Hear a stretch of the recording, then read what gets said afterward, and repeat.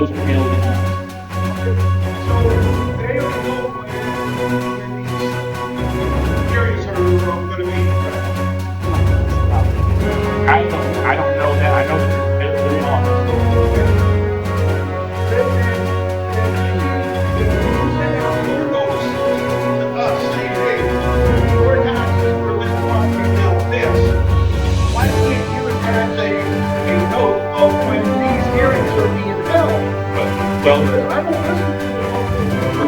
but now the problem is one, I don't know what your taxes are going to be when I send my notice.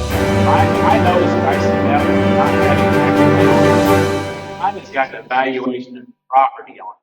Because here's the deal, until those tax levies are set in August, nobody, including the collector herself, she'll tell you, she don't know what your taxes will be on said property for that amount either until those tax levy districts have their public hearing and they have to set those levy rates to be able to go into the calculation of the tax. Okay, but when they set those hearing dates, and if it's in conjunction when you mail out your notices, then include that. So then when I open up my envelope and I go, holy smokes, my property went up again, then I can start attending these hearings and be heard. This is the first time, and I've lived in this county since '92. Well, and that's the prime reason why we're trying to get that word out. I mean, the physical tax dollars you pay in are not set by anybody up here sitting in these papers. So if you know the date, so when you mail out your form C, you can't close those dates or something. I understand, but I don't know those dates. I just know that they're in August. I mean, there's 10 school districts. There's a total of 42 different districts across the county. And it's up to those districts to post the notice of when their hearing is. And that changes From every district to district. It's from district to district. Yeah, but I mean, unless it's in a public forum about these dates, I don't know about it. Right. It's just like I learned of this for the first time in a long time because it was highly publicized. So I said, I'm going. Well, if I know about those dates, trust me, I'll be there. Right on. Anybody else got any questions? Any comments from the panel?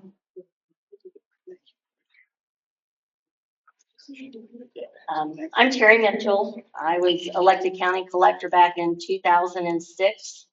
I've been there 19 years, and I've enjoyed it. I know you're probably thinking I'm crazy, but I have enjoyed my job. I enjoy having communication with the people of Pulaski County. I think a lot of the questions have possibly been answered.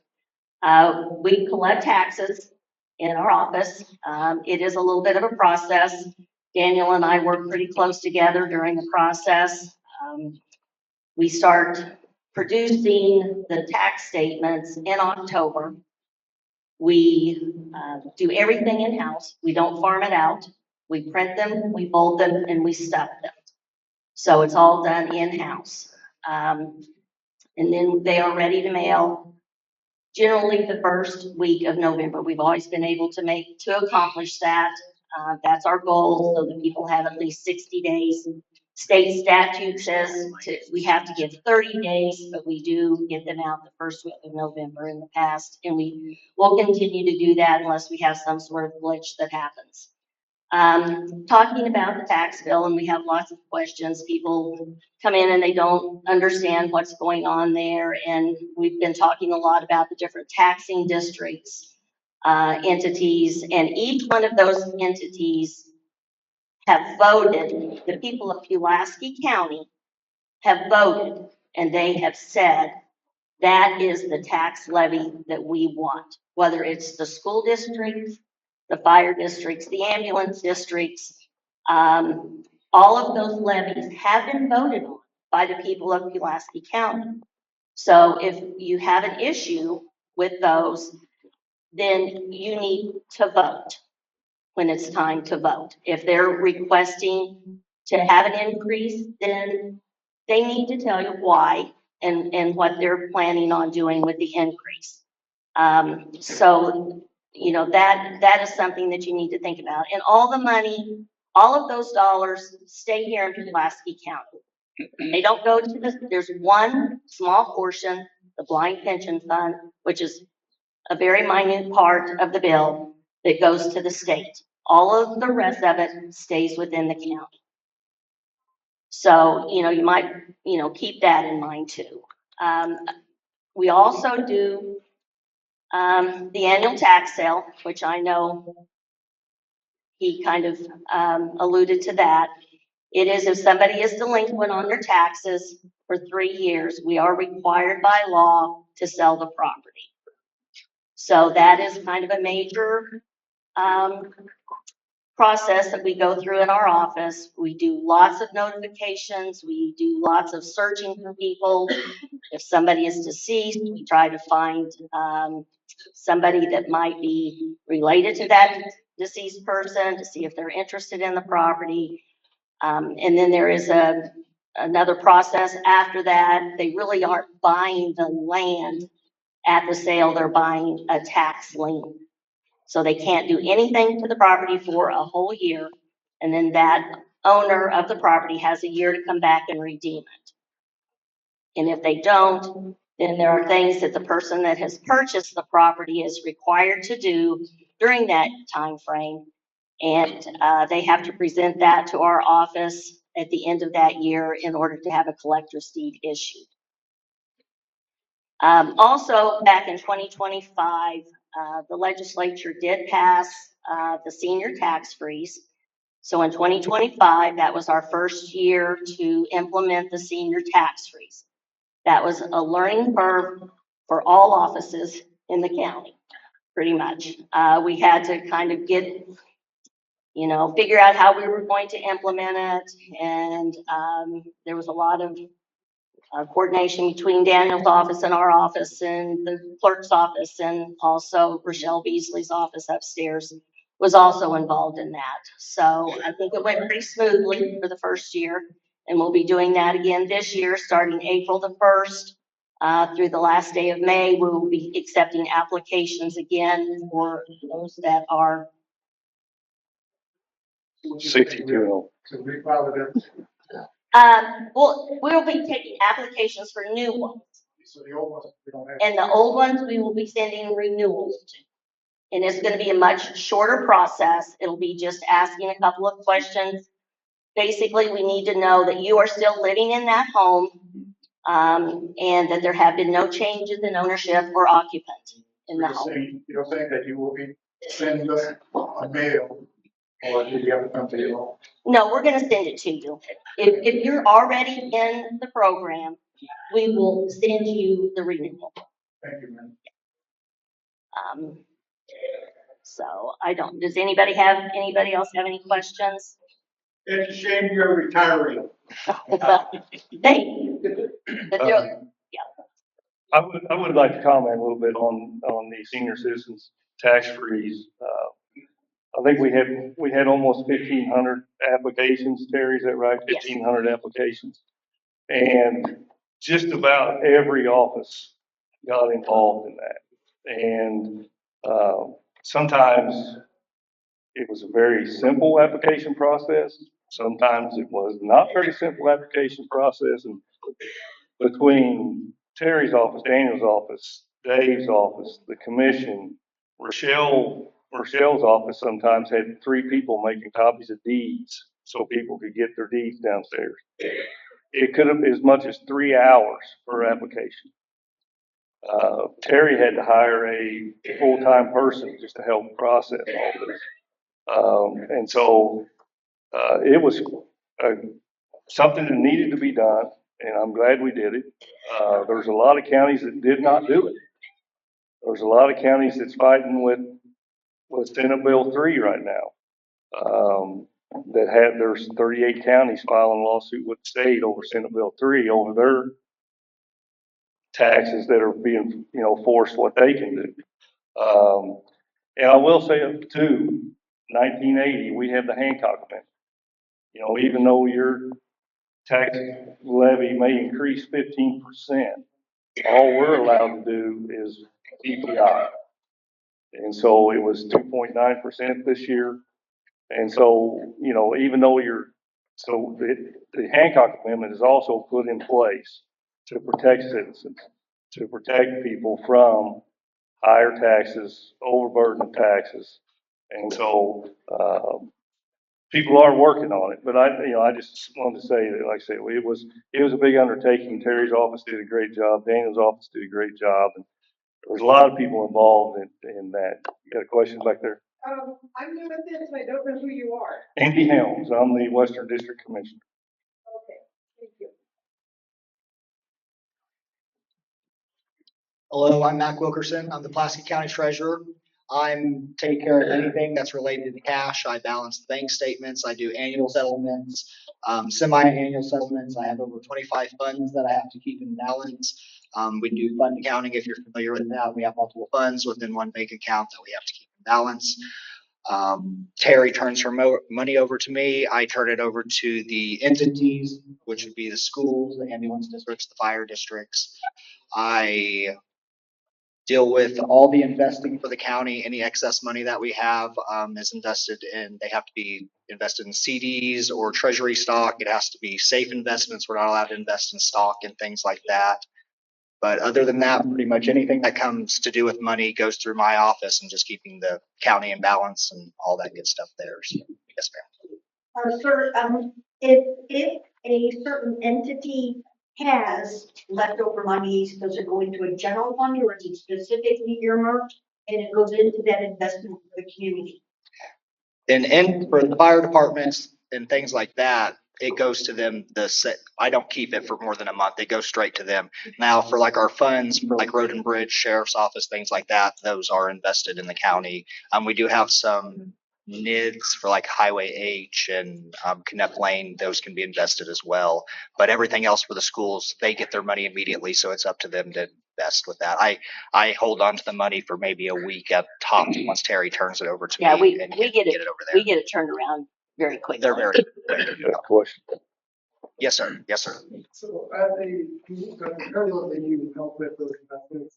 For city level inside the county, what do you guys do to provide for those resources? Like say, Park is a good example, where they need to invest money into infrastructure like the water, and stuff like that. What kind of resources do you guys provide to help the city actually build those funds or build local well groups and things like that to invest that money back into those resources? Like where we can give them money to use. Or help them with those investing structures, like what could you guys do to help a city that has that trouble with that investing in the structure, managing that funds? What could we do? What do we have to try to help us with it? I know that we had ARPA funding for a little bit, that that money went out to entities and things like that that asked for it to relief. So that would have been well projects and things like that would have fell under that. I don't know of any funding opportunity that the county would really have for cities of that. I'll help him with that. Back when we had the ARPA, we built. I'm Gene Newkirk. I'm the presiding commissioner of Pulaski County. Back during the ARPA, we gave money to the city of Crocker where they redid City Hall. They did their fire departments. We did Dixon. We helped the city of Dixon with that. City of Richland with their police department. They built a new one over there. During the CARES Act, we gave out money to businesses that was starving because of COVID. They sent us a bunch of money and we wanted to know what we do with it. So we ended up giving it out to businesses around the county. And how many did we do, Terry? Do you remember? No, it's a lot. I don't remember for sure. 600? Probably. Over 600 businesses we was able to give money to help them through COVID. But as far as infrastructure, the county can't give them money for infrastructure. What we can do is we do have some grant writing hours through MRPC, which they are also a part of MRPC.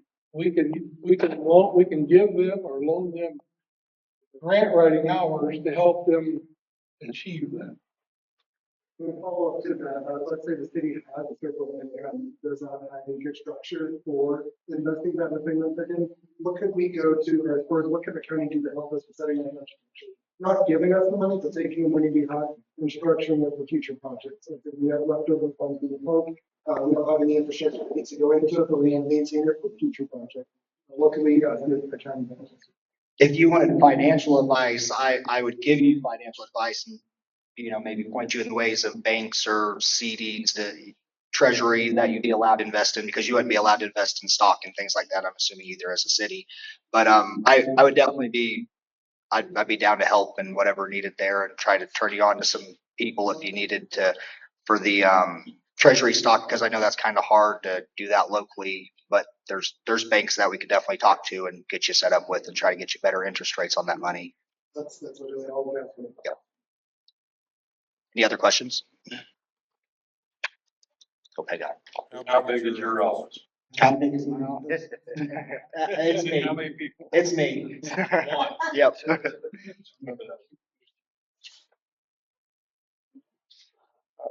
Andy Helms, I'm your Western District Commissioner. I've been doing the job this started my 4th year. I enjoy it very much.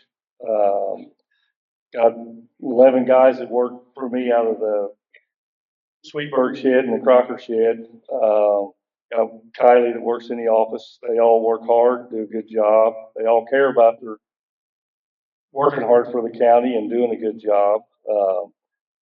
I'm a little prejudiced, but I think our roads are in the best shape they've ever been. And so, I think that comes from the hard work and, the dedication that my guys put into it, that I put into it. Kevin and I both, we push snow, we grade roads, we do whatever we need to do to, help the guys cut brush, we do what we can to help out. I came into this job just trying to be more proactive than reactive. If I'd listen to the guys and they'd say, well, that road always potholes. Well, let's fix it. Let's just don't wait till the potholes again. Let's figure out what we got to do to fix it. Or just as simple as taking care of the county property. Literally, I got in a dump truck and cleaned out a 5-gallon bucket full of Taco Bell sauce and ketchup packets and all this other stuff, and I said, this isn't going to happen. We can't go to the people and say, we need extra money or we need this or that, and we're not taking care of the county property. Just simple things like that. And, and like I said, I'd like to say that, just being a commissioner is the county roads, but there's a lot more to it. There's a lot more that goes into it. I'm not going to steal anybody's thunder, but we just spent 3 days at our commissioners conference with 300 other commissioners and trying to get ideas from them and, what they do different in Wright County and Lee County, the different counties. And you learn a lot from, other people, with that. The governor came and talked to us. He's talking about cutting the income tax. That's $9 billion with a B that the state will have to replace income somehow. And my guess that will be on things that you're not being taxed on right now, like your Netflix subscription, your haircut when you go get a haircut, your all these other things that you're not being taxed on now. They're going to have to replace that $9 billion somehow, and it may be with a higher sales tax. That's just some of the things that and I kind of lost count. They said there was 300 bills filed on the last day, but there was, at the last count I saw, there was 30-some bills just related to property tax reform. Some of them had to do with the Homestead Act, some of them had to do with personal property tax, some of them had to do with the real property tax, and so there's a lot of things being discussed. They do, and it, there does need to be some reform on it, but it has to be responsible, and it has to be done correctly. I mean, that's just my opinion, but like I said, I have enjoyed the job, and I'm looking forward to doing it for a long time if the people will keep voting for We have a question right over. them. Oh, go ahead. I'm full of questions. Is it this county or the state who's responsible for butchering the trees along the 17th? That would be MoDOT. Go ahead. I'm not sure if this question is for you or for somebody else. I used to live inside of city limits in Crocker. I moved out of city limits, towards Sweetburg in 2010 because of the water.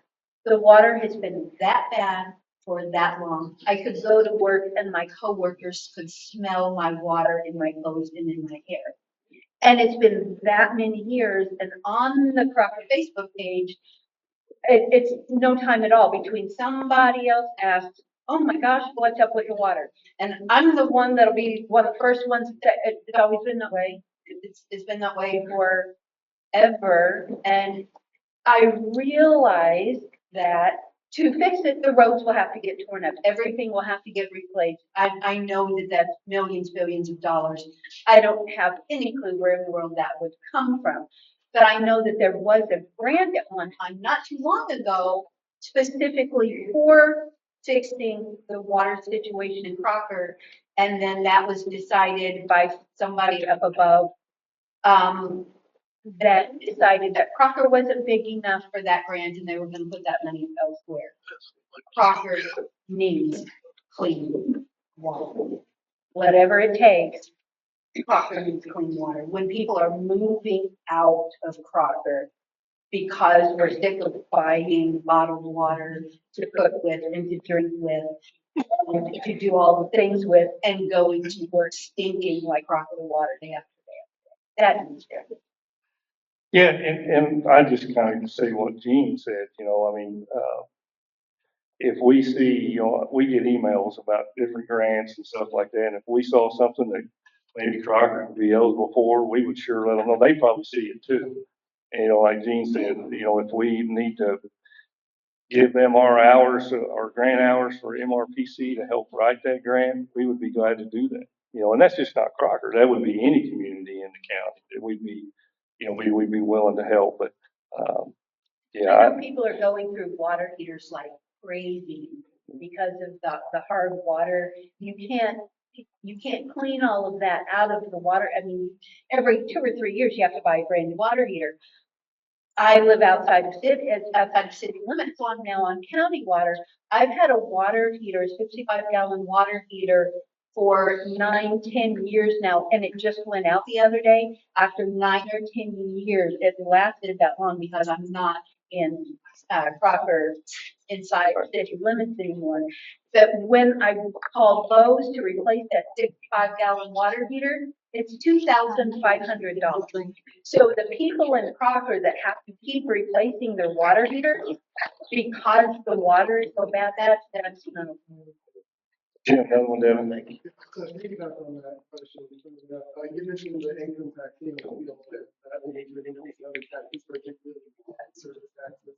Which I know when we have the amendment holding services not taxable, they're looking at repealing that. But if the loss of that and they're not being structured in yet, and there's going to be a phase plan for that service to be changing in terms of retail and service taxes, how do you think that'll affect the infrastructure for places like Crocker that already couldn't afford those grants because they weren't able to show an income equal to the amount required for that, or even for a walking trail? We were denied twice on the walking trail grant because the city could not show enough profit to back the grant.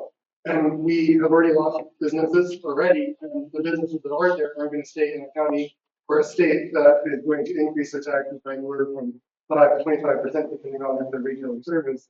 How do you expect the infrastructure to maintain itself over the long-term period with those? Oh, I don't. I mean, that's questions for the guy sitting behind you. That's your questions for your state reps and the guys running for state reps. What did you say about one after fight?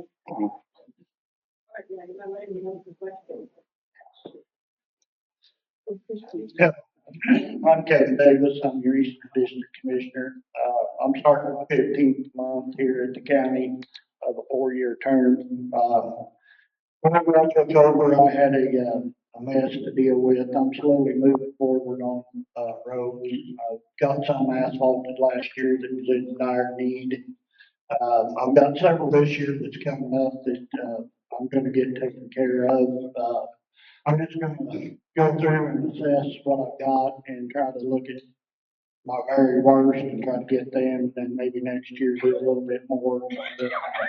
All with the rest, I've got a young crew. I've got one guy that's in his seventies. Most everybody I've got working for me is a younger group, and, we're trying to get things done. And like Andy had talked about, back in the snowstorm, I got on the road grader and was helping plow snow, and, I'm out there with them all the time, and I get calls in the middle of the night. I'll go take care of stuff that I don't have to call them out to take care of. If I've got a tree down to my house, I go take care of it and try to cut the cost on, overtime hours.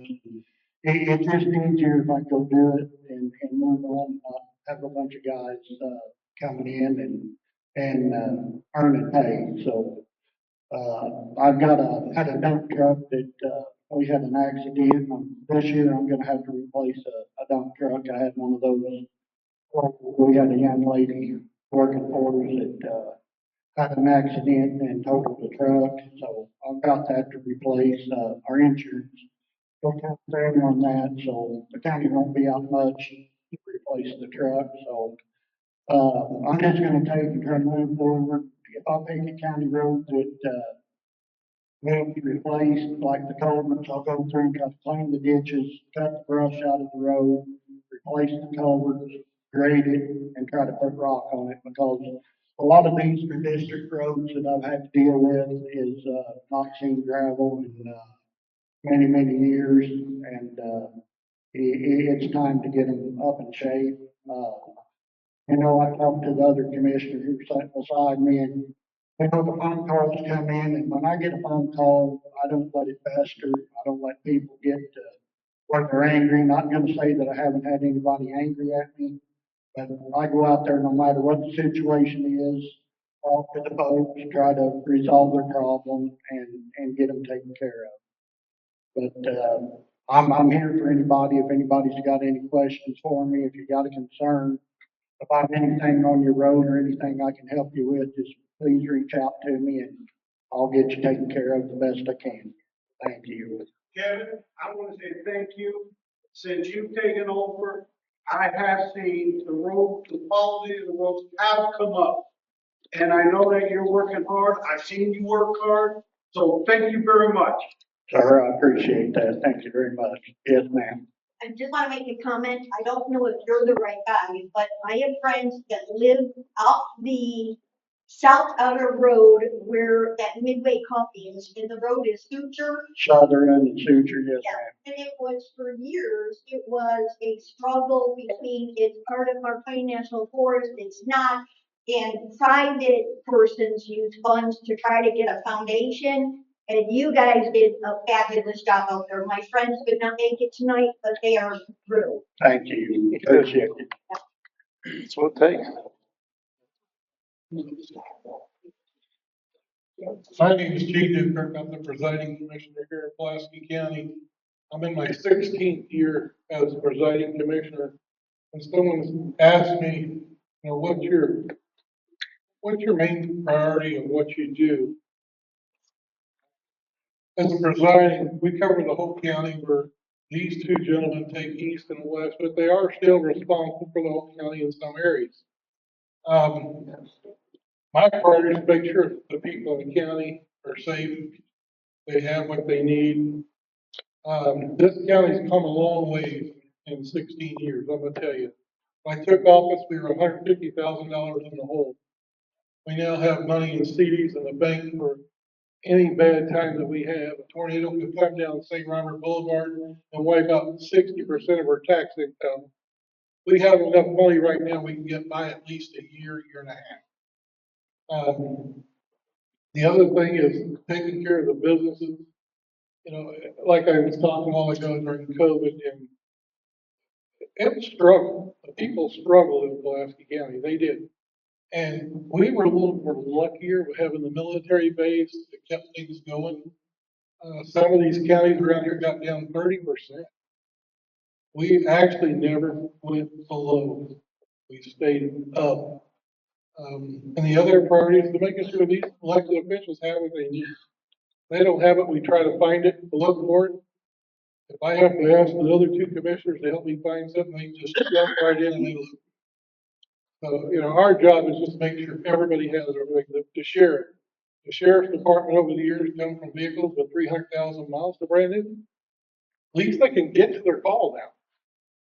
When I first got here, there was calls they went to, they broke down on the way there, and another car had to take over that call. But we're just looking for the future, make sure Pulaski County keeps growing, and we are. We were the third fastest growing county here at the last census. The city of Crocker, they have problems, they do. I also own a plumbing business, and I know exactly what you all are talking about. But that's something that the county can't really give funds to. I mean, it was put in the budget. I think Mayhew had 500,000 put in the budget, earmarked for Crocker, but it got cut at the last minute. I know how you feel. It's hard. It is. What would be your recommendations to Crocker, both for the citizens and for the city, in order to dodge those kinds of things in the future where cuts equal, we don't get those services? What can the city do to mitigate some of that loss of money? That way the county can work with us in the future. The problem with the county, as far as funds, we could work with you. I think they was great and wrote or two out of Crocker for a long time to help them out. I don't know if they still do that. I think they do. We'll help them as much as we can. But the law states that it's hard for us to take the taxpayers' dollars and give it to another entity. Because this man will tell me no right beside me. But we can sit down with you and we can look. I have no problem doing it. There's grants out there. They're getting hard to come by, but there are some still funneling through. You just have to grasp. Just a follow up on that, has anyone from Concord City Council or otherwise come to you and talk to you about these things in any point in time? Let's just say within the last 5 years. We had one. Dixon. Oh, that was Dixon. Yeah. Oh, yeah, we had one from Dixon the other day that come by, but no. Dixon's got a bad water problem too. Every week The you see a problem boil is order. you have to keep putting money aside for these projects, because I'll tell you what I did with the county is I kept putting money aside every year. I put money in the budget, not spend it, roll it over to next year, add more money to it, because I knew I had to have new heating and cooling system and a roof for the courthouse. We paid cash for the heating system, paid cash for the roof and the air conditioning system, but you have to look down the road, you have to have a plan. And that's the key is making the plan. Crocker's plan to get to where they need to be. They're gonna have to start putting money aside and getting to that point. Thank you, sir. Any other questions? Here we go. Is county as a whole or in part doing anything in regards to the Route 66 festival? The county is not doing anything because all the cities have taken over what's going on. I know the city of St. Robert has an event coming up. I think there's a young lady right here that's in charge of that one. City of Waynesville is doing one as they go on out. That doesn't mean we haven't met with the Route 66 people and offered cooperation and what we could do and stuff like that. Well, I mean, it's just Route 66 goes through the cities and, they're on top of it right now. Yeah, just a caveat from that, is there not, and maybe an opportunity, there's a lot of places when you drive 66, or in Chicago and then drive it and go up towards the West Coast. There's lots of places outside city limits that have intermittent, what do you call the logo thing? Yes. On the highways, and it's kind of a cool thing that we're part of historic Route 66. Is there maybe an opportunity for us to be able to do that when it's outside the city limits? We were looking at Devil's Elbow. Yes, sir. We have a gentleman that's supposed to be working on this. Okay, sir. because the way the law reads, we can't put the money for it, but Kevin's agreed to do the concrete, and met with him, Kevin's been meeting with him, put the concrete down for that. The other thing that we have that we can really do anything with is gonna be his bridge, the Devil's Elbow Bridge, the only curved bridge still in operation. Right, Yeah. it's a big deal. That is owned by the county. Yeah, they have a spot picked out there off a teardrop at, the old, what is gas station. But, you know, I haven't heard anything out of them, probably in, I don't know, 3 months or better. But we have looked at it, so I'm just waiting for what they come back with. Yeah. I just think it would be a missed opportunity, is all I'm saying, not a criticism. Oh, I understand, it's a big deal, yeah. Yes, ma'am. Any more? We have one right here, sir. Can I just to elaborate on your question, sir? St. Robert is planning right now for a Route 66 renewal. We had our first board keepers meeting, and if you'd like to participate in any contributions with the planning phase of it, we are going to be having that meeting coming up. But right now, we're looking at August 1st as the festival that we're going to be hosting here in St. Robert. Where is the meeting or? So, our next meeting is going to be on the 11th at 4 p.m. at the city municipal building. It's usually the council chambers over at the municipal center, city of St. Robert. And for what I can do afterwards, I can get your information and send you the information. Thank you. Any other questions? That's me. Everybody hear me okay? I'm Doug Thomas. I'm your prosecuting attorney. My office is in the courthouse as well. I'm the attorney for the county in addition to being the prosecutor. All of these folks come to me with crazy legal questions all the time, often about very weird tax things and stuff like that we have to solve. Something Terry brought to me a few weeks ago had me reading Supreme Court of Missouri cases from 1913 just recently. They're just wacky interpretations of our Constitution and who we can and cannot tax. But most of my job and most of my day is spent prosecuting the crime that occurs in our community. Law enforcement agencies report crimes to us by sending reports. We have several agencies here. We've got the Highway Patrol. We've got Dixon Police. We've got Waynesville Police, St. Robert Police. We have the Sheriff's Department. In addition to that, I've even been referred to a few cases lately that CID at Fort Leonard Wood investigated, and through their investigations, they learned those crimes happened off coast, and they ended up referring some of those cases to me. It's a good job and it's a hard job and it's often exhausting. I was at the courthouse till 10 o'clock last night waiting on a jury verdict, and I've been in the office every single day for 2 weeks to get ready for that trial. There's just a lot of work that goes into every single case. On average, this county files about 1,800 to 2,000 felonies and misdemeanors a year. In addition to that, we prosecute about 7,000 traffic tickets.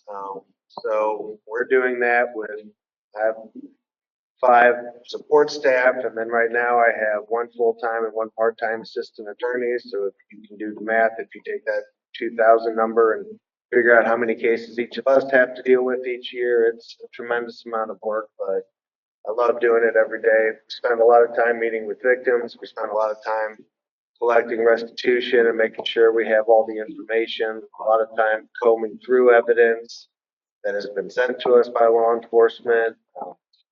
We're working hard to build good relationships with all of the law enforcement to make sure the follow-up investigations are done and we're getting everything we need to make sure we can get good results on these cases.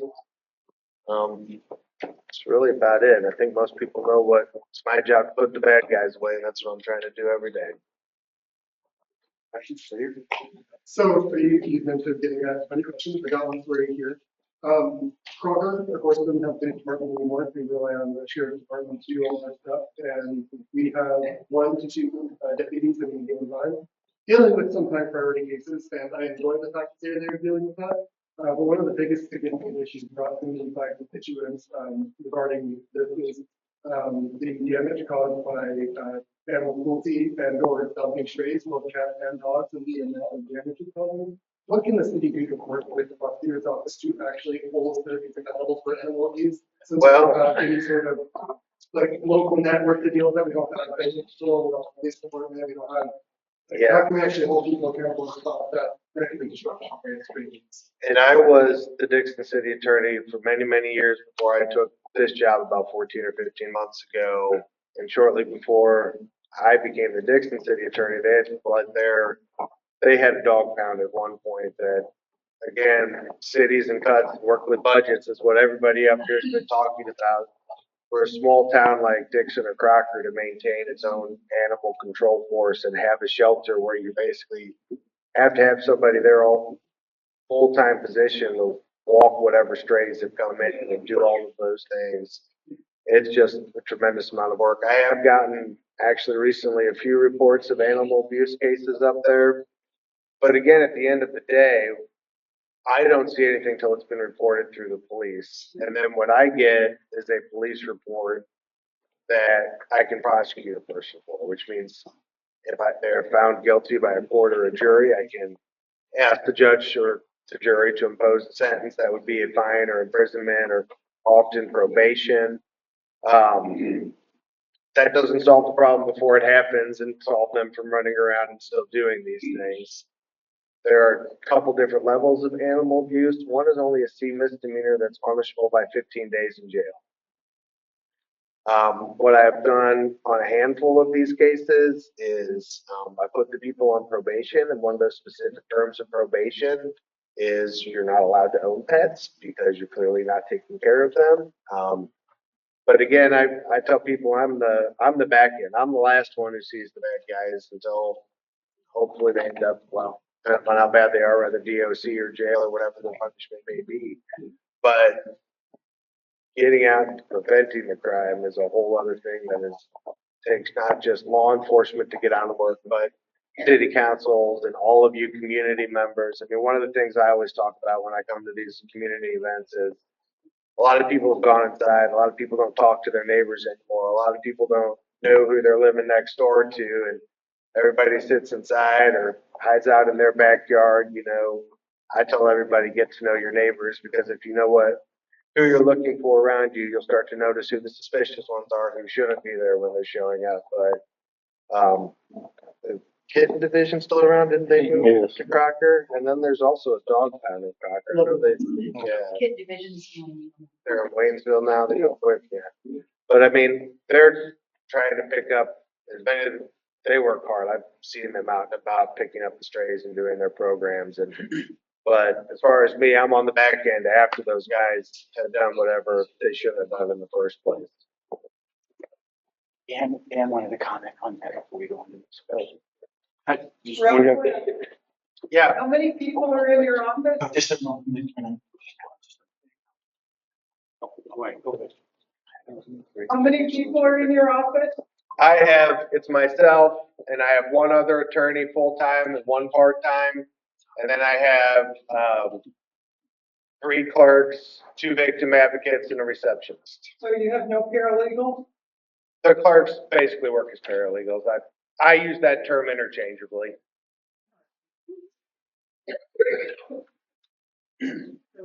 I just wanted to add one final comment. Everybody up here works for you, and I know that in my office, we have an open door policy, 5 days a week, 52 weeks out of the year. If anybody has any questions, concerns, thoughts, anything to add that you think it would, help our county or anything as a whole, come and see us, talk with us. That's how respectful things get done is by communication and by us being involved with each other and having interaction rather than folks becoming angry like what Jeff added. We became a society where everybody wants to stay within their comfort zone and then just blast people for things that are going on. Get involved, come to the board meetings, come to the community outreach programs, come to the county. We have we have a county commission meeting twice a week, sorry. And so these things, the more people we can get that would be positively impacting, the better that we can try to help facilitate things for our entire community. So by all means, if you got any questions that concerns your assessed value, or any of the legislation that's being involved, come and ask questions and I'll share with you any information that I have. I'm also in network with all the 114 counties, across the state. And so I go to monthly meetings up in Jeff City and we try to handle these things, interactively and try to be proactive at things, trying to sway legislation in certain directions. So if anybody got any questions, concerns, we don't have to wait for a community meeting like this. Come to my office. Yes, ma'am. I just want to state that I am incredibly appreciative of how you guys have answered the questions. You've been respectful. You have taught us, and we appreciate it. And the fact that you're taking your Friday evening to come and talk to us is a really big deal. And I thank you, Tony, for setting this up. And I wish we could do this, almost on the regular, every 6 months or even, more often. This would be amazing. Any final questions? I have one. Okay, I live on Cave Road, and my commissioner was, when I go across the bridge onto Cave Road, there's no signage saying who should yield and who has the right to go. And there have been motorcycle riders that have almost been run over, crashes that have almost happened. And those of us that know that when there's a county road that faces this T, that the person approaching the right of way should yield. But there's no signage to indicate that. And there's a lot of young drivers who don't understand it. And I was wondering if there was any way that we could get some type of signage on Riddle Bridge or Cave Road or whatever you need necessary to show who is supposed to yield and who has the right of way. Because not everyone understands. They took their driver's test, but they don't really understand, who has the right of way and who's not. Yes, ma'am. I'll look into it. I'll take the sheriff down there and we'll look into it and I'll get you some stuff. That'd be great because I've seen a couple of motorcycle riders who have been on Cave Highway and tried to turn on Riddle Bridge that have had to lay their motorcycles over. I'm not a motorcycle guy. But I think, a few years back, there was actually a stop sign at the end of the bridge. But down there, signs seem like they don't last very long. I'll get them put up and, yeah, I'll look into it. We'll figure out who needs to yield, who needs to stop, and I'll get something done for you. that'd be really great if we could look into that. One more thing while I'm asking questions. In 2017, we had a couple of people drown on Cave Road. Yes, ma'am. And from what I understood, and so. Yep, I know what you're gonna ask, and have you seen the paint marks on the road? Yeah. Yep, I've got them already. I've got the stuff laying in the shop right now, and they're gonna be installed here just within the next couple of weeks.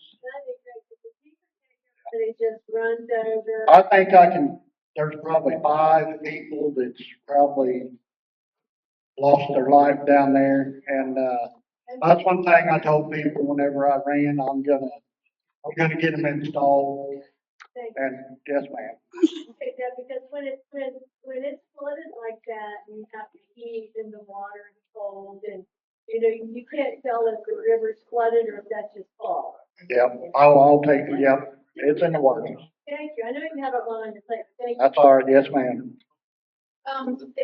That made me think, we do have, especially around Crocker, and even like down at, Harrison Farm and Feed, the roads that, it's just a concrete slab, it's not even a road, but there's just chunk of concrete slab that you drive over and it just falls off at the Yes, end. ma'am, yeah. On Buffalo Road in Crocker where Gideon, got killed, drowned in the water there with the wreck and his work and all of that.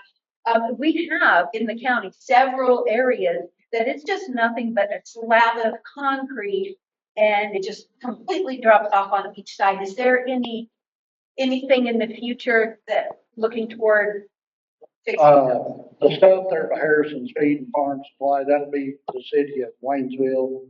And, I'll have to turn that over to Andy. That other place you're asking about's on his side.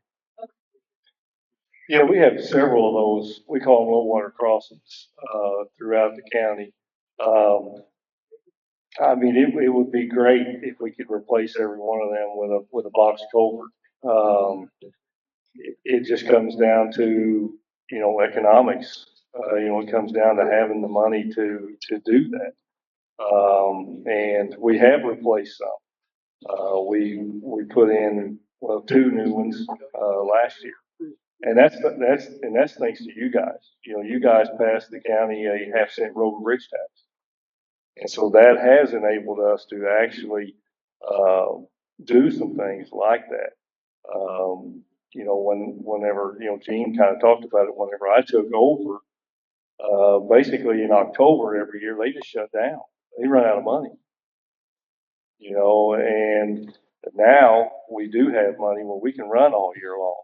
We can keep equipment fixed. We can, keep better equipment on the road. We can fix those low water crossings. We can do, like a box culvert, get it up higher, stuff like that. There's a bad one on 10th Street in Crocker, and that's right in the middle of houses in all different directions.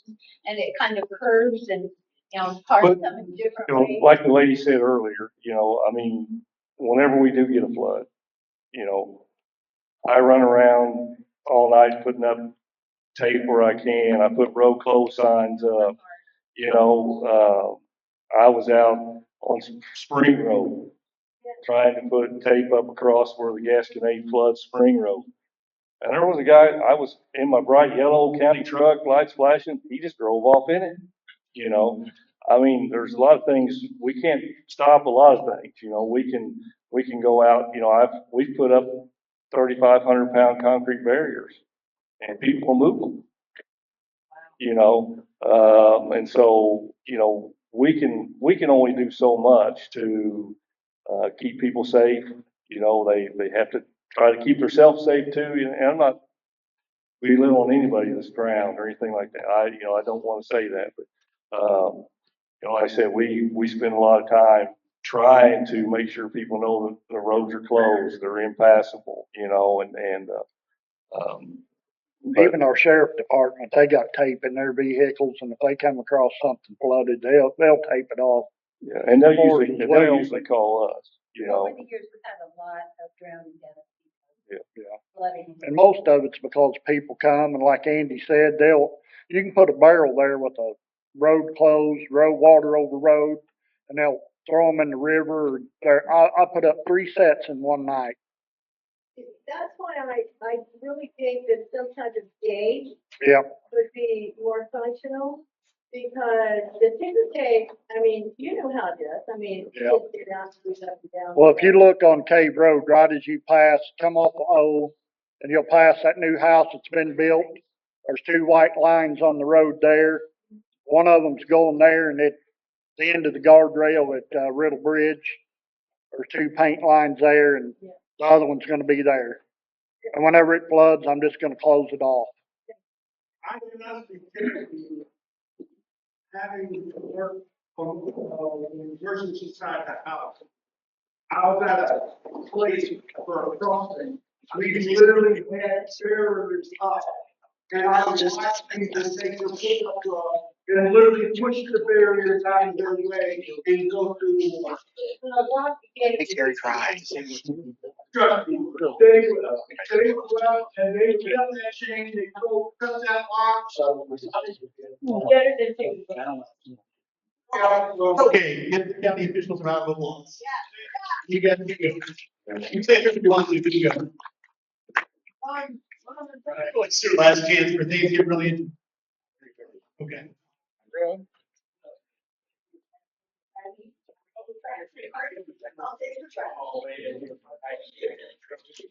I'm Bill Hartwick, if you don't know me.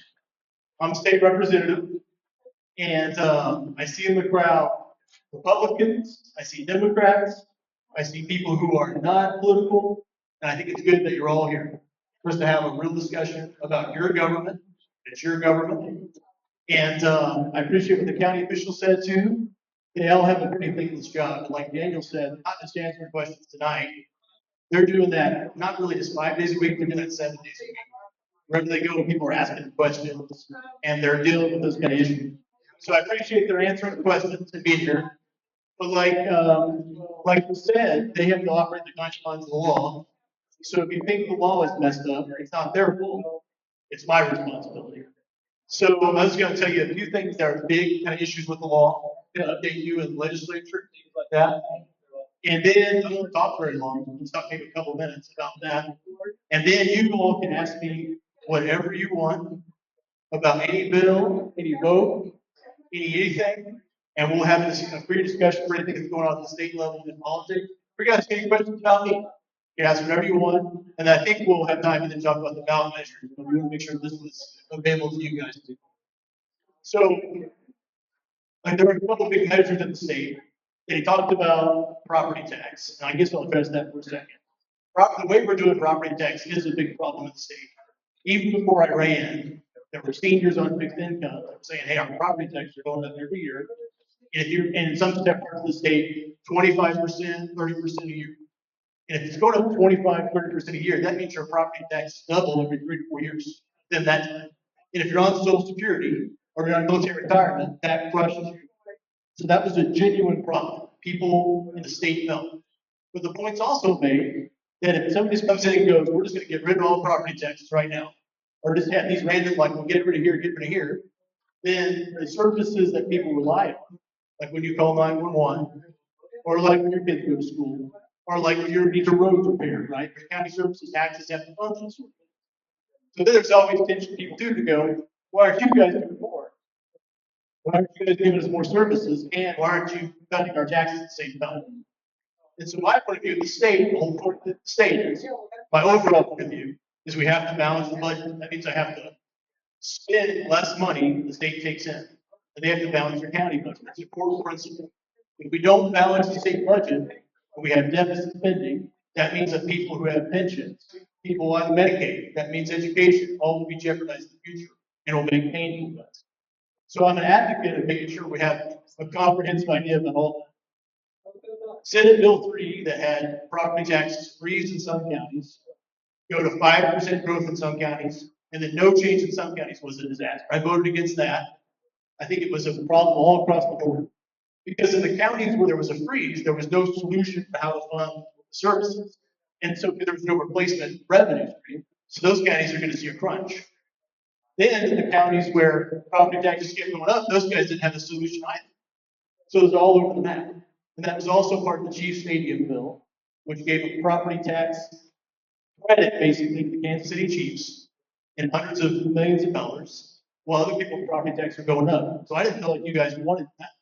So I voted against it. The Chiefs eventually said they're just picking up leaving anyway. That gave us this weird hodgepodge tax. The income tax, there is an HGR that the Speaker of the House, and it's the governor's big initiative. And I've told them I'm not sure if I'm going to vote for it yet. I have to look and see what the final product says and to see what we can amend it to. Let me amend it to. The original version, I said, hey, I would not. That original version, and by its HGR, that means it has to go before the people. Because the Constitution has to be amended to have these big structural changes in taxes. So it has to go to the ballot. You have to decide do I want to replace income taxes, sales tax, have property tax modulation, whatever. The original version was even too bad to vote on in that sense because it eliminated the Hancock requirements for the legislature, which meant that we could raise taxes, but the county officials were bound by Hancock. And then it replaced the income tax with a broad-based service tax on services, which would be a problem too if you're a plumber or you need your something fixed, or you go get your hair cut, or you go get wall services, all that stuff gets taxed. So that's controversial too. So I don't know how I'll vote on it, but in my contribution, I said the Hancock Amendment part has got to go out. The legislature can't decide to raise taxes. The people who vote on limiting income taxes will see what that looks like. There is some negative, right, to switching to a sales tax. There's also a negative to replacing property tax with sales tax. Think about this. So Pulaski County has a Lowe's, has a Walmart, has a McDonald's, it has all this, right? So there's a sales tax base here. Marys County has a Dollar General. So they can't rely on sales tax in Pulaski County. It wouldn't work, right? So just stuff like that we have to think about if you're replacing taxes. But my general concern I have is our budget is already kind of going into a crisis mode because we've lost ARPA money, American Rescue Plan, CARES Act money, infrastructure money. That federal money is gone now, right? And there's been DOGE cuts too, that money's gone. Now I have to look at what are the essential things that pay for. The biggest payer in our budget is Medicaid. It's the number one thing we do. And way down beyond that, there's education, schools, higher education, there's GR. Then below that, there's other services, and then like the judiciary is a tiny slice. I send it out in my update every year to see the budget goes. Right. So my main concern is making sure people who need Medicaid, disabled children, people who are lower income are able to get that. That people who have pensions, if you're retired, your pensions being paid, that we can fund our roads, stuff like that. There's education, we fund the highway patrol, stuff like that, in a way that's. But I also want to not increase more government programs, right? Because everybody has a new idea. They go, I want to do this program, it's 5 million, 10 million. We get all their ideas and we cut all the taxes simultaneously. That will make our state bankrupt.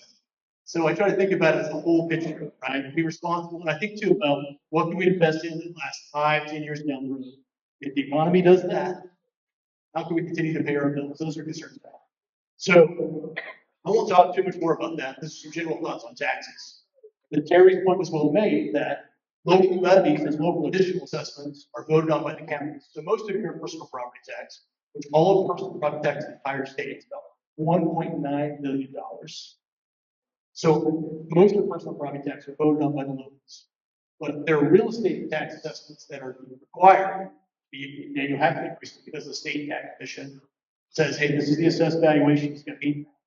So that's a state problem. If you guys want to totally change that, they'll take a vote of the people.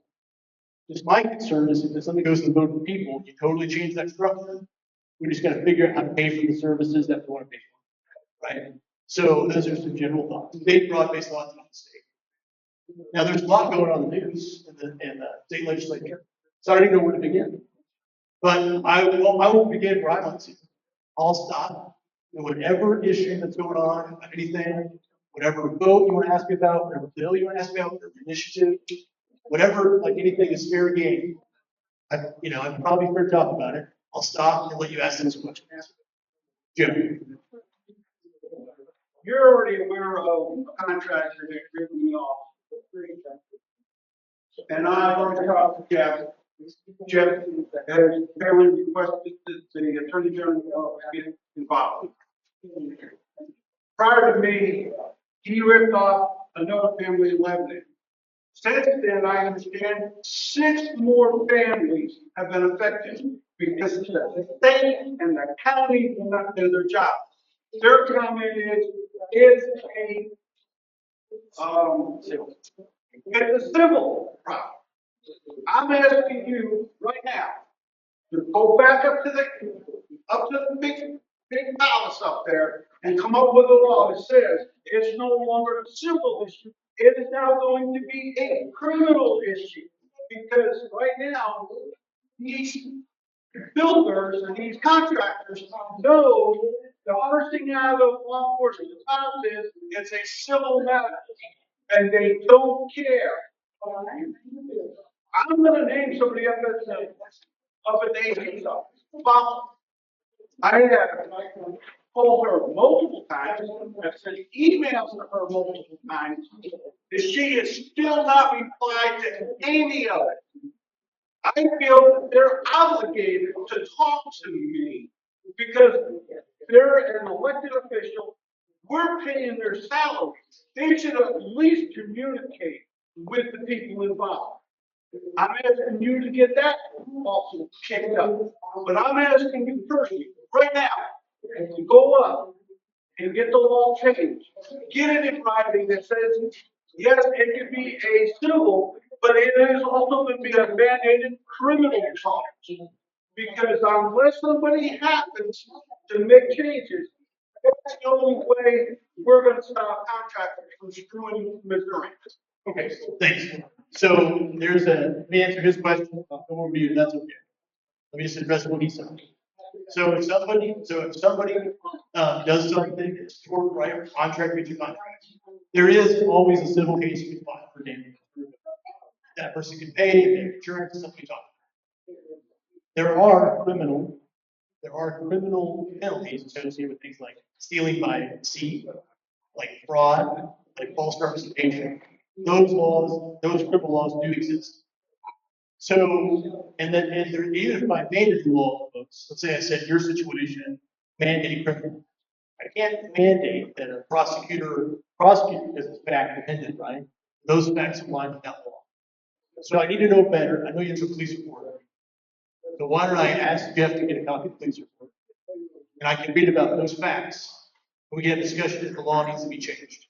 But there are criminal laws that are associated with fraudulent contracts. The first thing out of the previous prosecutor's mouth, and the first thing out of the sheriff's department's mouth was, it's criminal. I mean, it's a. Well, then that's part of their job, right? So like I said, I make the law. I say, here's what I mean, a lot of us make the law together, we make the law. And then the executive branch enforces the law. In the prosecutor's cases, they say, here's what, this is a felony, this is more than $500 or $7,500 is a felony. And they see if the facts, including there's a fact you have to prove in a criminal case, called the mens rea. And that's what makes a lot of the contract cases crime. Whether you can prove the intent of the person who's ripped you off. Did they intentionally, or was it, with intent to, with purpose to, specific intent? So that may be the issue. They don't have the evidence to demonstrate the intent. But I need to know the exact facts of your case, which I will get with Jeff and read it. And we'll talk about if it's criminal or we talk about the law should be changed. Is that fair? Okay. Prior to learning about my case, I found out about this family in Lebanon. He took them for $30,000. He factored that over. And yet, okay, now this guy's built a history. Now I understand there's another 5 or 6 more families that have been screwed by this same guy, but yet nobody's doing anything about it. And I still feel that the AG should be involved because of the fact that it does cross county lines. I don't know if Jeff met, but I will read that police report and we'll see if the law needs to be changed. Is that fair? Okay, cool. Yes, ma'am. Taking off of that a little bit, is there a reason the state doesn't have a licensing system for contractors? Well, that's interesting. So Missouri has very few licenses.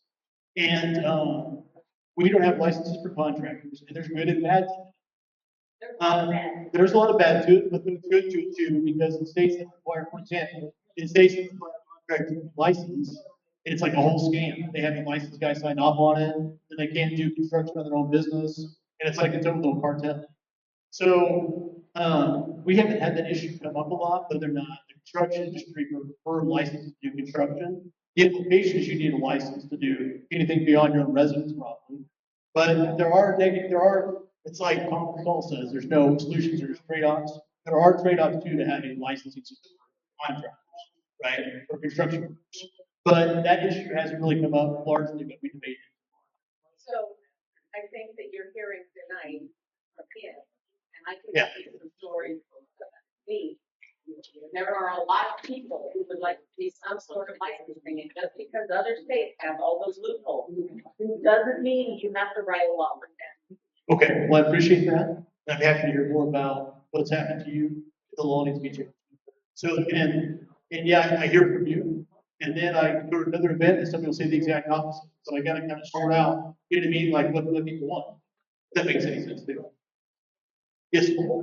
So, one thing I'm concerned about is looking at a place like Crawford, the area, and we're looking look at the removal, we had a capital gains tax removal. We had Right. income tax level being removed, property tax for elderly, and where Crawford is majority elderly. If all of those get cut, and sales tax and service tax, it's gonna continue, they'll be like we said, health fund. How do we maintain infrastructure? Like, how do we, the problem that I think Crawford has particularly is that we already have sizable engineering around the ready, and then when we can't get government funding from states like Keto and I took that emergency direct water system, systems collapsing on public infrastructure is falling apart, and there's no building maintaining the property regulations over there. How do we justify the constituents long term? I know that we have no time for revenue and no outlets from the state to be able to generate revenue. Well, that's what we said you can't. So your point, what, look, I hear what you're saying. Why are the Republicans getting rid of all taxes and still going to have a state? And that may be a good point. Somebody comes up and they go, well, I don't want sales tax on this. I don't want sales tax on that. I don't want this person to pay property tax. Let's get rid of capital gains tax. Which, again, talk about trade-offs. It helps a lot of people a lot, like the agriculture guys and the farmers really like it because their commodity sales, like thousands of capital gains, and they sell the real estate and farm, make generations capital. So the ag community really liked it, right? But then there's some people who are like, but then you're shifting the burden somewhere else, same services. So your point is actually 100% agree with your point. That we have a guy who gets up, and that's how when Senate Bill 190 came back, you know, so much flack from the counties. Not look at Daniel, so much stuff back from the counties, and they're like, "What did you do then? You just like you're taking money from us, right? You're taking money from central services." Senate Bill 190 was a no income tax on Social Security, which I was at an event like this, and people said, "Get rid of income tax on Social Security. Does it make sense?" And I go, "Yeah, I'll vote for it." So that bill came back, and then somebody goes, "I got an idea, and we'll freeze their property tax." They threw it on there. And we go, oh, "Okay," if we voted on it, it became the law just like that. There wasn't like a committee process, right? It was kind of random. So randomly, these things get on. They have these squishy cheese approach for a tax code, and I think maybe you want to agree on that. It's bad. It's not comprehensive. We should look at the entire tax code and figure out what our identity should be as a state of taxes. Instead of every random senator, it's up at 1 o'clock in the morning and goes, "I'm going to solve this problem," but you pulled the thread and I create another problem.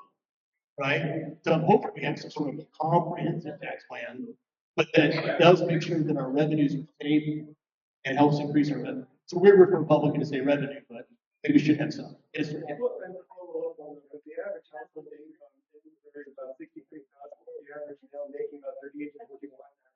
About 31 to 33 last year. Capital gains tax reduction and reduction of income tax, that's all of those individuals will increase their, particularly when the caveats like capital gains tax, income tax, and all those things can be mitigated. Like, since that money's out there, they can put that into places to reduce their income that's taxable. Where the average household can't afford that, they can't afford to invest in a lot higher rate, they can't afford to buy assets to mitigate that, improvements in the bank and things like that. So how do we justify to the average constituent in this area that these benefits actually benefit them, but aren't just benefiting the people who have the money to be able to make use of that? And the average household income, okay, why are we not establishing those abilities to do those lowest of the income to help them to match the highest of the income? For the sake of argument, you could give the argument that it would benefit somebody who's below the income. So that argument, which you could say, I think there are all kinds of good arguments against this, right? And there's considers, but for the sake of argument, I'll give the argument why it's not. Because tax force, right? So the government, so you went and made money, or you earned money, or whatever. The government came and said, give it to me. If you don't, we're going to lean on your house. We're going to raise your back and forth. You can't optionally not pay your taxes. So what if somebody who's lower income, this is the argument, you cannot buy it. Here's the argument. Lower middle income person, what do we want them to do? We want them to accrue assets. We want them to invest in a Roth IRA. We want them to be able to own a home. So if I have taxes that are not compulsory, like sales taxes or things, and I don't think you should have sales taxes on like goods or food, you have something good on food or housing necessarily. That's what's other governors have proposed. But these things that are optional, non-compulsory, then I can say I can take that money and not a household, not spend it on that, but I can invest in us, paying off our house or whatever, or investing in assets or things that will generate money. So that's an argument that somebody who's, and I think, and here's the point too, I want to make very clearly. A lot of people in Missouri are really struggling. And I don't think even any of us realize how many people are really struggling, like right now in Missouri, because the cost of living went way up and the economy completely changed. And the economy's going through lots of new changes with AI. So the ability for people to have types of jobs is so different than before. And the ability and the way people raise their families is so different than before, but everybody's crunched. Like healthcare wise, the healthcare costs are skyrocketing, like the cost of goods is skyrocketing. Like anywhere you go, everything's gone up. And the business will go, well, I had to raise that because when I pay these employees, their costs have gone up. And people are crunched. But one argument you can make is that people can have more money in their pockets, they can decide to do that money. I'm not even arguing that that's the right argument, because I appreciate the argument that, and I've been a person who said before, why don't we have lots of different streams of income? Why don't we have a sales tax or a sales tax is pretty low in Missouri comparatively? We have a modest income tax, that's pretty low in Missouri too. We have a kind of a modest property tax, as opposed to a state where they have a huge sales tax or a huge property tax. And then we have all these different ways that the state funds them that are more resilient to changes in the, that's been my general argument, or, income tax, more resilient to changes in the economy. If something takes a nosedive, there's goods that aren't sold, or there's obstruction of the supply chain, our state's not hurting so bad. So that seems to me like a more resilient way to go forward. But I don't know if a lot of people think the same way I do about that. But your point is well taken. So your point is well taken. That's I just wanted to point out that your party's been in supermajority for 30 years that's created these problems. So let's get that on the table. Yeah, no kidding. Republicans are the worst, aren't they? Just kidding. They're the best. I'm just kidding. It's okay. You're kidding. No, good point, Kyle. The Republicans in Missouri have been in charge for a long time. 22 years. But I'll make a little bit of a different argument. Sometimes it feels like the Republicans aren't in charge. That's the end of it. Sometimes I feel like the lobbyists are in charge. And there are corporations that pay a high lobbyist a lot of money, and they are the ones who are really in charge. So to what extent I can fight back against that, I try to. So I don't, there are a lot of lobbyists who just assume not to be right now at all. But sometimes it feels like even if the Democrats have the majority, there will be a similar legislative agenda. Because special interests would come and they take over, like they did Republicans. Got a question from the ether. Marcel Gutierrez for SB 43 expanded legal protection for children and survivors of abuse, and you voted no. Can you clarify why?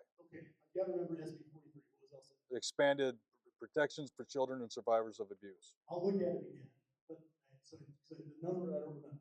Okay. But I will tell you something that happens that I think happens. Sometimes and I've been better at this, where I say, please don't. There are things in a police bill and I go, I'm against that. I'm not going to do that. But there's something on there that's good for police officers. So there's a big omnibus bill, and it's like, this thing's good, this thing's bad. So you can't vote no on it because that'll happen. They go, you voted against something good. So people will always kind of voted yes with it. Great. And then I was like, this isn't right. The only way to stop omnibus bills or things that have good and bad is to vote no on it. So there was a bill like that where they had, it was the Kanakuk, I'm trying to think that's the Kanakuk survivors, and they had an increased statute of limitations for victims of sexual abuse. But that amendment was added to a bill that dealt with the statute of limitations generally, moving the Missouri statute of limitations, and then they made a new bill, but I can't remember something like that. This is an example of something that happened. I know I voted no, but it was hard.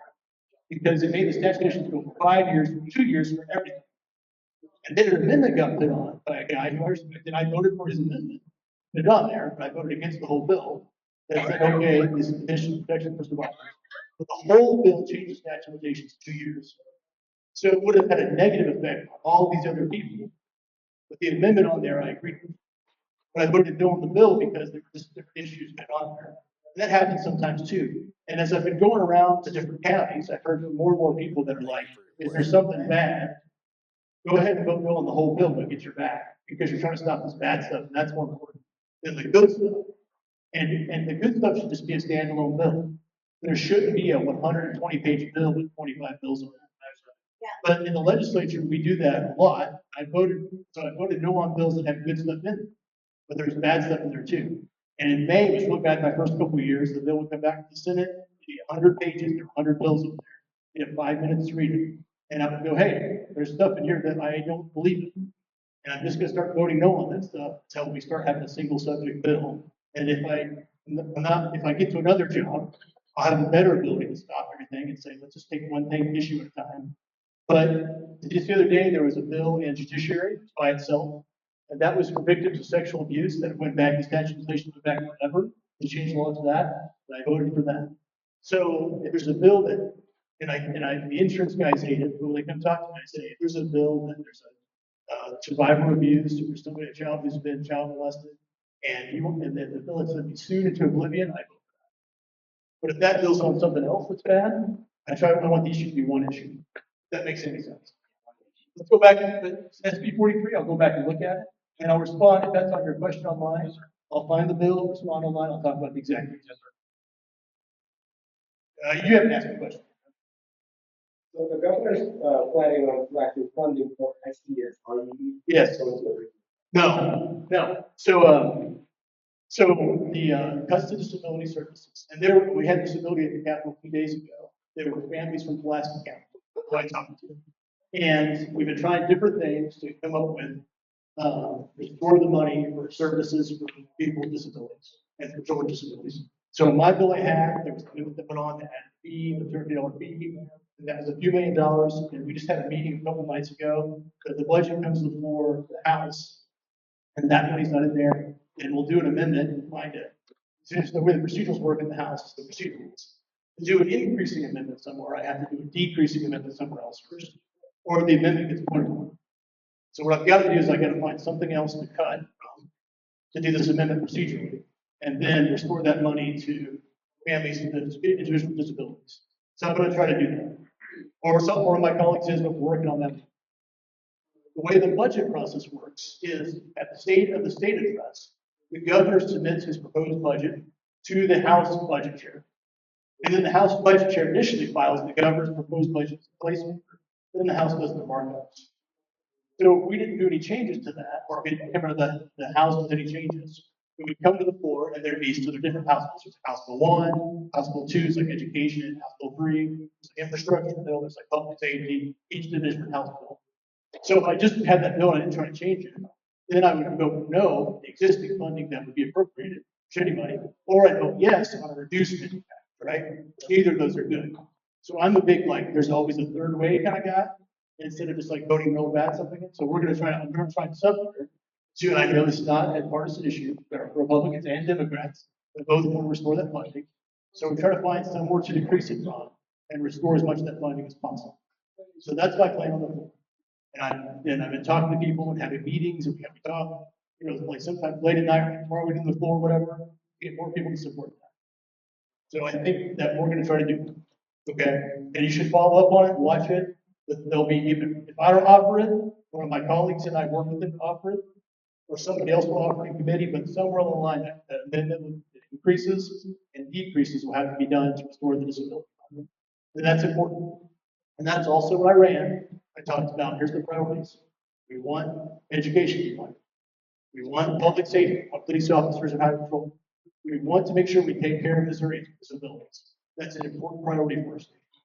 So there's other things we spend money on that are goofy, actually kind of funny.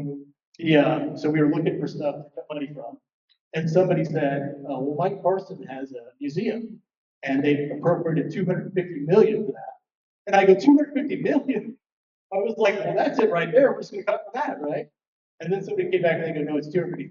And I was like, okay, that's not going to work. We'll find something. We'll find something somewhere that whoever gets cut from will be upset. It's got to balance. But we need to make sure, your budget is your priority. So we need to make sure we restore that disability fund. And I've tried different ways, different fees on different things. But okay. I know that's a sore subject, especially with the house and stuff. MoDOT asked for a increase in funding, and they took all the funding and put it all towards salaries. Yeah. Which was not the intent of what you guys wanted them to do. So are you guys now going to rein in and make them now start to reply and respond to you guys? Because right now, the director answers to one person, and that's the governor. They don't respond to you guys, and they don't have to. That needs to change. Okay, you're talking about MoDOT. Then there was, this last week, there was a supplemental appropriations bill that had MoDOT projects. And I voted for it, but I read through it, and there was also supplemental money for disability services on there. So I wanted to make sure I voted for that, so I considered that appropriations bill altogether. There are things we needed to fund. So that was an example of, just making a holistic calculation. MoDOT, as Joe said, there are two executive departments that we do not appropriate directly, nor do we control their activities. One is the Missouri Department of Transportation. Even know what the other one is? Just for fun? The Conservation Department. It's self-funding, and they're both governed by their own boards that are appointed by the governor. But the MoDOT board, the governor cannot remove them except for extraordinary circumstances for cause. So MoDOT has sued the legislature and said that the Constitution says we stand appropriate, which I think is the most goofy thing in the world. I'll tell you about why. We stand appropriate, meaning the legislature can't, there's just money that goes to them constitutionally. And to me, it's an important part of the checks and balances that if somebody's not serving your constituents, you can say, we're going to change their budget, we're going to pass a law to change them. But MoDOT argues, their lawyers argue that they operate independently, they don't have to answer to the legislature, and they've been pretty successful in the court achieving that. So there was a bill that my colleague had before that changed the stand appropriate language. I voted for it, but never got the Senate. And then there was another proposal I suggested that the governor can remove the board members of MoDOT. And that would give us some elected will. Now, I get it that you don't want to particize this. I'll make an argument to you, though. I get it you don't want to make things Republican or Democrat. But in my view, everybody should be accountable. There has to be accountability. So here's where I'm accountable to all of you, the Republicans and the Democrats, right? You can vote for me, not vote for me, whatever. But you get to decide if I continue office. So there's an accountability mechanism. I need to come talk to you, tell you about this. So throughout government, there has to be an accountability mechanism, either to the voters or in a representative democracy, somebody who's elected by the voters. I think people can have accountability over the elected person. Everybody up here is elected. Your sheriff is elected, your prosecutors are elected, your commissioners are elected. The entire county government responds to somebody who has to come here and answer your questions. State government's not like that. There are boards and commissions and whole departments that consider themselves independent, but I think they're unaccountable. So if there's an exchange and there's a change to which makes them accountable, I'll support that, but I also don't want to particize them, right? Sometimes we talk about having a mixture, Republicans and Democrats on board. That's divided. Lots of our boards and commissions do that. I've created a couple of commissions that do that, but we don't want to particize them. So that's important. That this is not like the days of political bosses. Back when the Democrats were in charge, we got road pay. Now the Republicans are in charge, you get road pay. By the way, nobody's in charge forever. That's the history of the world, right? Things change. And coalitions come and go. Nobody should say we're the party. We always have to answer to the people. So we don't want to particize that. We're local political boss. And that's what I think about licenses too. Even the bill, I just had a bill, the regulation bill. Why don't you let the county commissioners decide or do this or whatever? And I said, the problem with giving anybody too much power is like, well, then your cousin gets the permit. And the guy who just moved to Pulaski County gets shortchanged. And that's not good either, right? So we don't want to create a system where we can concentrate this power. And the road paving process or the permitting process is to select people and it's cronyism or nepotism from the government. We want a system where everybody, even people who aren't from Pulaski County, can go to Pulaski County and be treated fairly, right? So that's part of my thought process on that. But yes, so total accountability, yes. Partisanized, we care. But appropriation, removal of board members, that's not for sure. Is that a fair answer your question? Yeah. Okay. I've heard a lot of sad stories about funding not doing where it was supposed to, and Yeah. there's a lot of shortchanging. And the problem is there's nobody in charge of it. There's no accountability. There is a way for our voices to be rolled into project prioritization, though. The Merrimack Regional Planning Commission. So the Merrimack Regional Planning Commission includes our county and includes St. Robert and Waynesboro. and they meet on a regular basis. And those officials, the city officials, that includes, Bell, Vienna, Rolla, Pitt County, Gaston County, they get to say, here's some priority projects. And then all the regional planning commissions of the state feed that up to MoDOT and say, here's our region's infrastructure program. So there's a way in which local officials can feed that in, but it's not binding on MoDOT. It's kind of like a request basically. That makes any sense. Anybody else? Anybody think you want to? Almost anything. Doug, you got any questions? You want to ask about any of my bills? You good? Okay. When is I believe we're gonna give the same treatment that I. As I said, Yes. not until we have a new senate, for sure. We have new senators. You need new senators to help the local state. Hope you get a couple new ones. Anybody else? Is that good enough? Yeah, I'll stick around, talk about whatever that subject is, and we'll talk about whatever you guys want. Okay, thank you very much. And we were just saying that we're gonna move on to some talk about what we might vote on next year. And Bill has a bunch of knowledge that we don't have how things got. Who's we? I consider myself